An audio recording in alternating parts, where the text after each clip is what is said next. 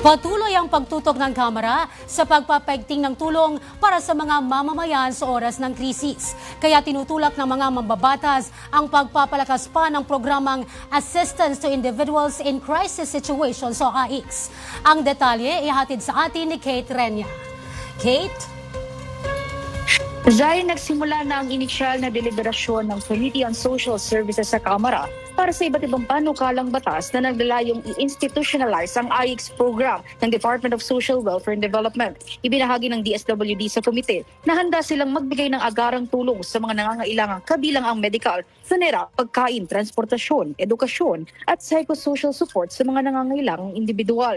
Mayroon din silang 4 na uri ng assistance: financial, material, psychosocial support, or fellow services. Sa material assistance, magkakaloob sila ng food at non-food items sa mga benepisyaryo, habang sa referral services naman ay magbibigay sila ng suporta mula sa mga katuwang na ahensya sakaling hindi nasakop ng AICS program ang kinakailangan ng isang individual.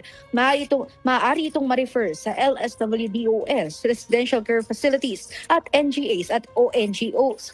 Samantala, simula nang nag-umpisa ang AICS ng DSWD noong 2014 hanggang 2025, umabot na ng 36.40 million ang kanilang natulungan ng mga benepisyaryo at nakapaglaan ng kabuuang 240.53 billion pesos. Para sa taong 2026, may actual na target silang higit 3 milyong individual na mabebenepisyuhan pero maaari pang taas ang bilang. Nanawagan naman ang mga mambabatas sa Philippine Statistics Authority na agarang ma-identify kung sino talaga ang higit na kinakailangan matulungan dahil anila ang iba ay naabuso ang programa.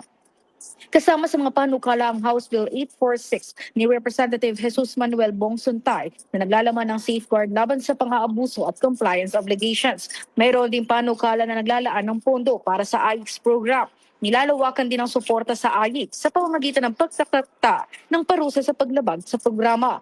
Habang ang House Bill 2185 ni Representative Robert Nazal ay tutulong sa mga pamilyang may agarang pangangailangan mula medikal hanggang edukasyonal.